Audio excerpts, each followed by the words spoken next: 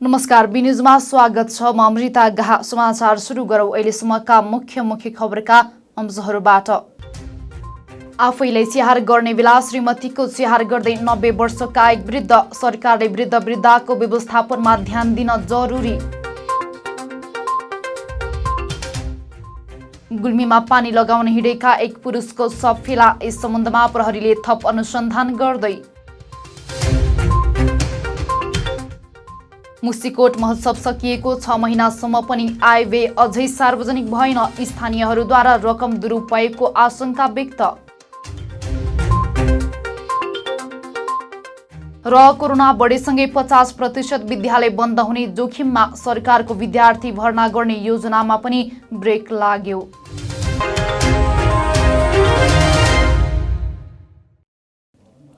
समाचार अब विस्तारमा। गुल्मी जिल्लाको रेसुङ्गा नगरपालिका अर्खलेका ज्येष्ठ नागरिकको दैनिकी हेर्दा लाग्छ दम्पति होस् त यस्तो। हुन पनि 90 वर्षीय रमाकान्तले आफ्नी 80 वर्षीय श्रीमती छमकला गौतमलाई स्याहार सुसार गरेको देख्दा जो कोहीको मन पनि भक्कानिन सक्छ। एक रिपोर्ट। उमेर सुन्दा लाग्छ आफैलाई स्याहार सुसार गर्नुपर्छ। कसरी यस्तो गर्न सक्लान् र? तर गुल्मीको रेसुङ्गा नगरपालिका अर्खलेमा 90 वर्षीय रमाकान्त गौतमले आफ्नी 80 वर्षीय अर्धाङ्गिनी छमकला गौतमको सेवा गरिरहनु भएको छ। यो दृश्य हेर्दा आजकालको यो दुनियाँमा भिन्न लाग्न सक्छ। उहाँको अर्धाङ्गिनी विगत 2 वर्षदेखि बिरामीले थला पर्नु भएको हो। श्रीमानको उमेरकै कुरा गर्दा बुढ्यौली र बिरामी भएर थलिन पनि सक्थे। उहाँलाई नै जति बेला पनि स्याहार सुसारको आवश्यकता पर्नुपर्ने हो। तर के गर्नु, घरमा उहाँको स्याहार सुसार गर्नको लागि कोही छैनन्। 4-20-10 पुग्नुभएका रमाकान्तले उल्टै बिरामीले थलिएकी 80 वर्षीय जीवन सङ्गिनीको सेवा गर्नुपर्ने बाध्यता छ। आफूलाई सेवा गर्ने बेला आफैले सेवा गरिरहेको बताउनुहुन्छ 90 वर्षीय बुबा रमाकान्त गौतम।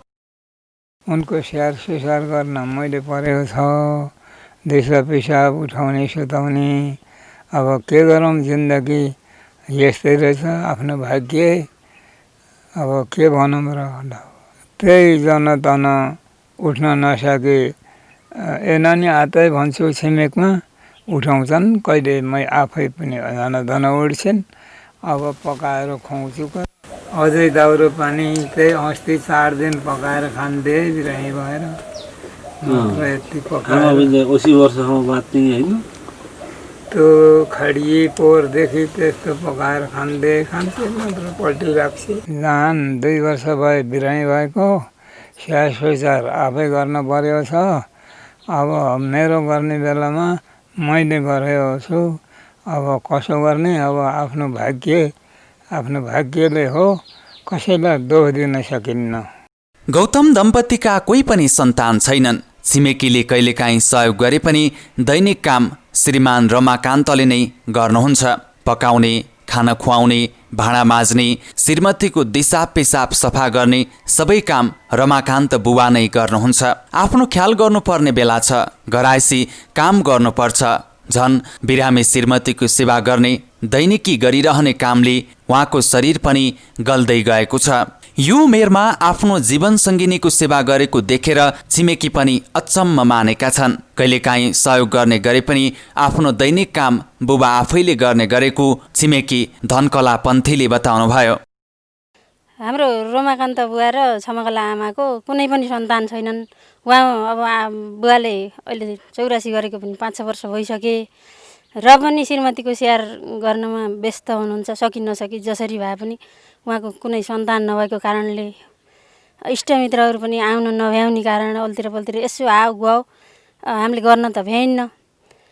र पनि अब गर्न छ, राम्रै भएछ। सन्तान भएकाहरूको पनि अवस्था उस्तै छ।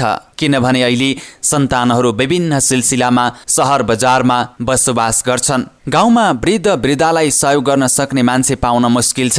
गौतम दम्पतिलाई आर्थिक सहयोग गर्ने भेटिए पनि काममा सहयोग गर्ने मान्छे भेटाउन गाह्रो छ। केही समय पहिले सामाजिक अभियन्ता तथा युट्युबर रविलाल पौडेलले उहाँहरूलाई केही सहयोग गर्नुभएको थियो।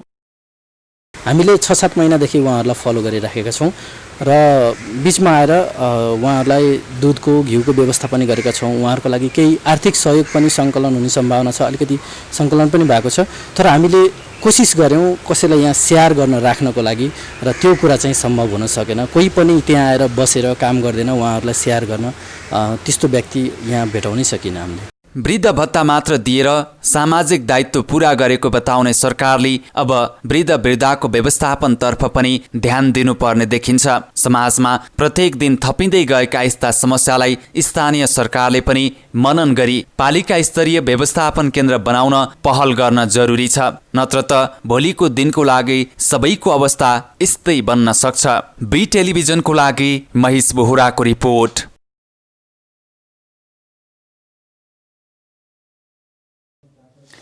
गुल्मीमा खेतमा पानी लगाउन हिँडेका एकजनाको शव फेला परेको छ। जिल्लाको मालिका गाउँपालिका वडा नम्बर 6 अर्जेमा 50 वर्षीय ईश्वरी प्रसाद अर्याल मृत फेला परेका हुन्। शुक्रबार खेतमा पानी लगाउन हिँडेका अर्याल अर्झै बेसी फाँटको कुलोमा मृत अवस्थामा फेला परेको प्रहरीले जनाएको छ। शवलाई पोस्टमार्टमको लागि सदरमुकाम तमघास ल्याइएको पनि जनाइएको छ। अर्यालको के कसरी मृत्यु भयो भन्ने कुरा खुल्न सकेको छैन। यस सम्बन्धमा प्रहरीले अनुसन्धान गरिरहेको छ। गत माघ 15 गतेदेखि 26 गतेसम्म सञ्चालन भएको महोत्सवको आयव्ययको विवरण अझै सार्वजनिक हुन सकेको छैन। जिल्लाको मुसिकोट उद्योग वाणिज्य सङ्घले जिल्लामा रहेको धार्मिक एवं पर्यटकीय क्षेत्रको प्रचार प्रसार र स्थानीय उत्पादनको बजारीकरणका लागि भन्दै गरेको महोत्सवको आयव्यय सार्वजनिक भएको छैन। महोत्सव भएको 6 महिना बितिसक्दा समेत आयव्यय सार्वजनिक हुन नसक्नु र कतै रकम दुरुपयोग पो हुने हो कि भन्नेमा मुसिकोटका स्थानीयहरूले आशंका व्यक्त गर्न थालेका छन्।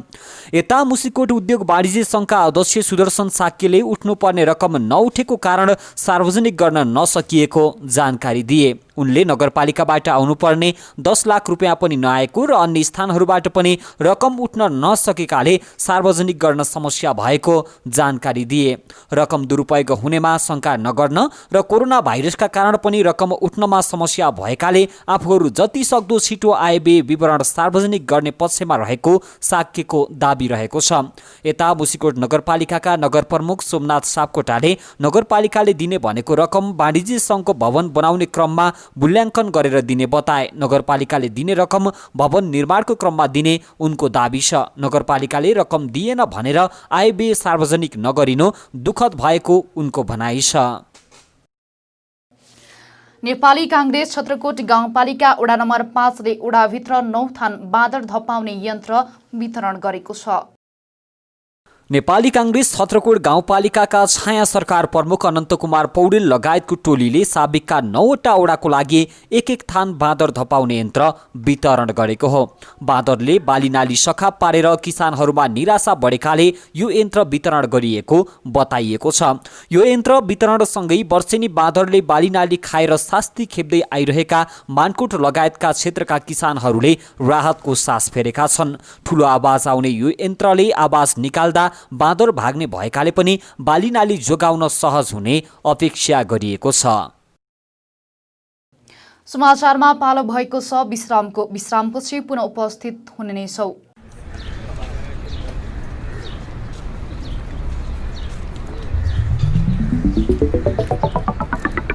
विशाल अनि तिर्सना तिमीहरू कता हिँडेको? कता हिँड्नु नि, जुत्ता चप्पल किन्न भनेर आएको। यत्रो तमघास घुमिसके, राम्रो जुत्ता चप्पलै पाइँदैन। हाम्रो गुल्मीको विश्वासिलो चर्चित र भरपर्दो कार्की रेडिमेड स्टोर छ त।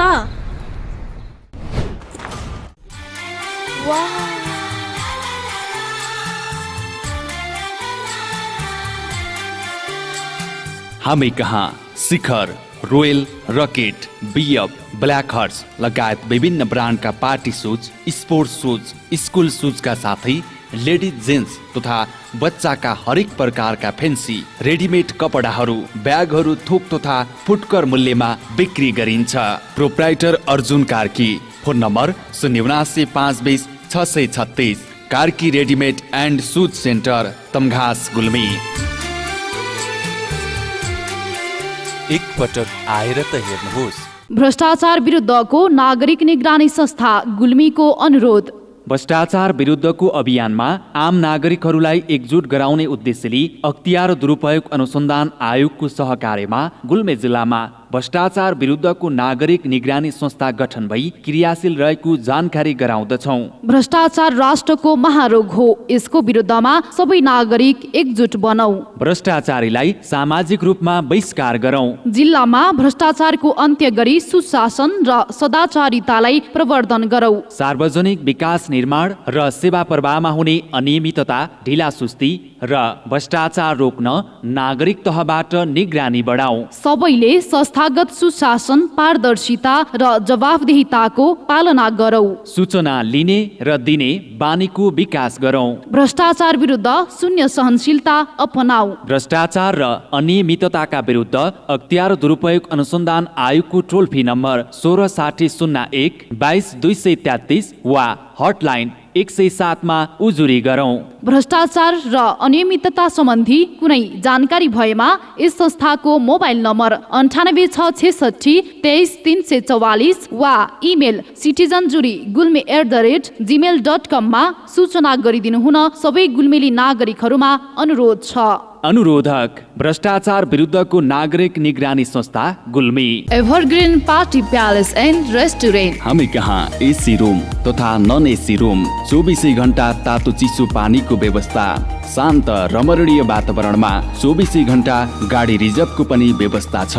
Our services We are open for birthday party, wedding party, seminar reservation, all kinds of fast foods and home delivery also available.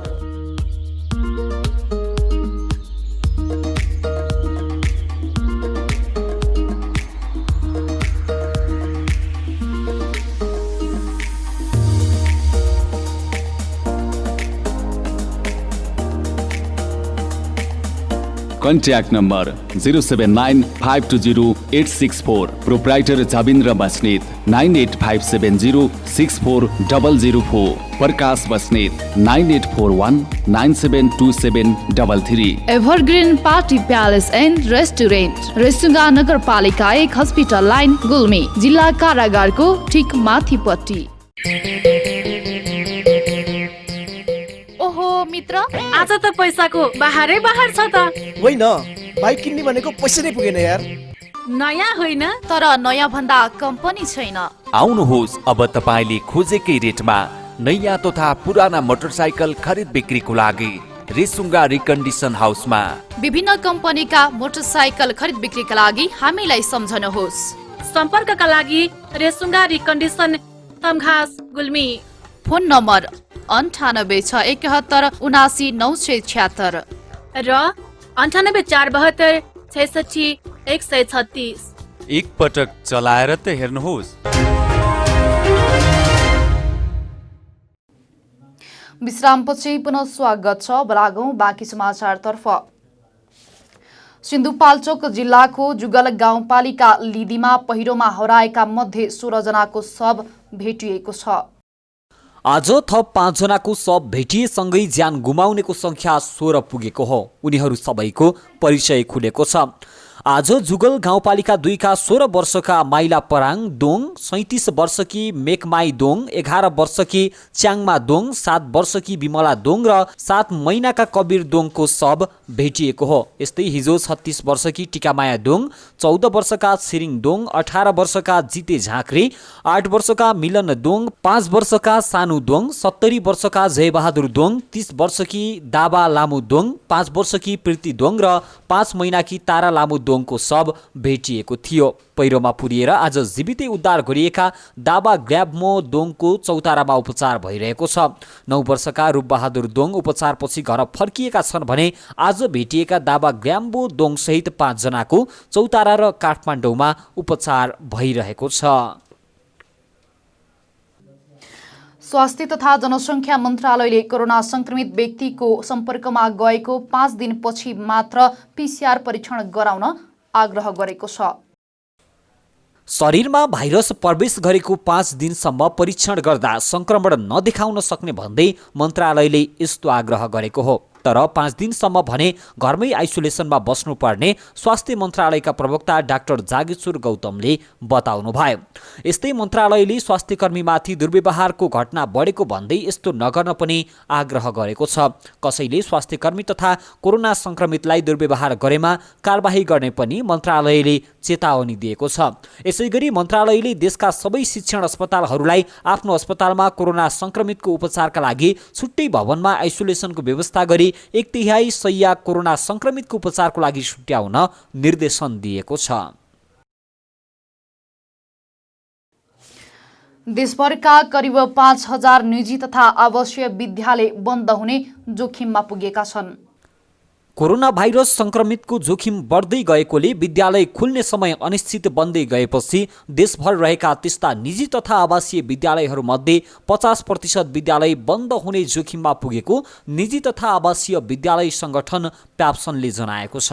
प्याप्सनका अनुसार स्थानीय तहबाट स्वीकृति लिएर सञ्चालन हुने मन्टेसोरीदेखि माध्यमिक विद्यालय तहसम्मको पठन पाठन हुने समेत गरी हाल करिब 10,000 शैक्षिक संस्थाहरू सञ्चालनमा रहेका छन्। तीमध्ये कतिपय बन्द भइसकेका छन् भने कतिपय भने विद्यालय खुलेपछि हुने व्यवहार धान्न नसक्ने अवस्था भएर फेरि नखुल्ने अवस्थामा रहेका छन्। प्याप्सनका अध्यक्ष टिकाराम पुरी घरभाडा, शिक्षक र कर्मचारीको तलब खर्च, अरू सञ्चालन खर्च र बैंकको ब्याज तिर्न नसक्ने अवस्थाका कारण 50% विद्यालय अब खुल्नै नसक्ने हो कि भन्नेमा पुगिसकेको बताउँछन्। कोभिड-19 को संक्रमण लम्बिँदै जाँदा त्यस्तो अवस्था अझै बढ्न सक्ने उनको भनाइ छ। देशभर कोरोना संक्रमण फैलिन थालेपछि सरकारले मानवीय गतिविधिलाई थप कडाई गर्दै गएको छ। यसअघि भदौ 1 गतेदेखि खुल्ने भनिएको शिक्षण संस्था अनिश्चित कालसम्मको लागि बन्द गरिएको छ। सरकारको यो निर्णयसँगै यसअघि भदौ लागेपछि विद्यार्थी भर्ना कार्यक्रम सञ्चालन गर्ने तयारी अघि बढाएका विद्यालयको योजनामा पनि ब्रेक लागेको छ। विद्यालय सञ्चालकहरू यति बेला थप निराश बनेका छन्। भदौदेखि पठन पाठन हुन नपाएपछि अब दशैं तिहार अघि विद्यालय खुल्ने सम्भावना टलेको विश्लेषण उनीहरूले गर्न थालेका छन्। यसो गर्दा करिब 7 महिनाको समय खेर जानेछ। अबको 3 दिन पश्चिमका केही ठाउँमा ठूलो पानी पर्ने मौसमविदले बताएका छन्। पानी पार्ने मनसुनी न्यूनचापीय रेखा नेपालको पश्चिम नजिकै रहेकाले मध्य र पूर्वको तुलनामा पश्चिमका धेरै ठाउँमा पानी पर्ने र केही ठाउँमा ठूलो पानी पर्ने सम्भावना रहेको मौसम पूर्वानुमान महाशाखाले जनाएको छ। स्थानीय वायुको प्रभावले नजिकै कतै ठूलो पानी परे पनि नजिकै अर्को ठाउँमा नपर्न पनि सक्नेछ। अबको 3 दिन देशभरि मौसम पूर्ण रूपमा नखुल्ने मौसमविद श्रेष्ठको भनाइरहेको छ। तर कतै एकैछिन घाम लागेपछि फेरि बादल लाग्ने उहाँले बताउनुभयो।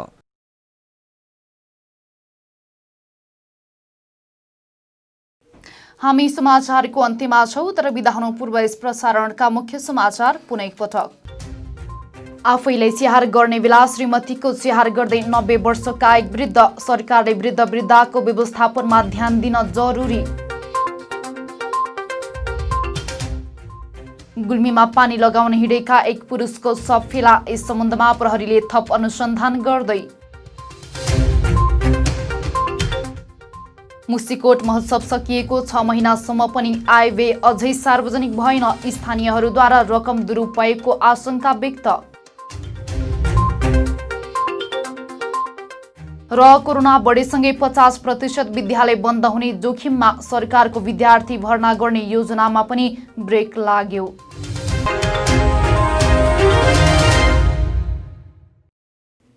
अहिलेलाई बी न्यूज यति नै। हेर्दै गर्नुहोला BTV HD। हवस् त, नमस्ते।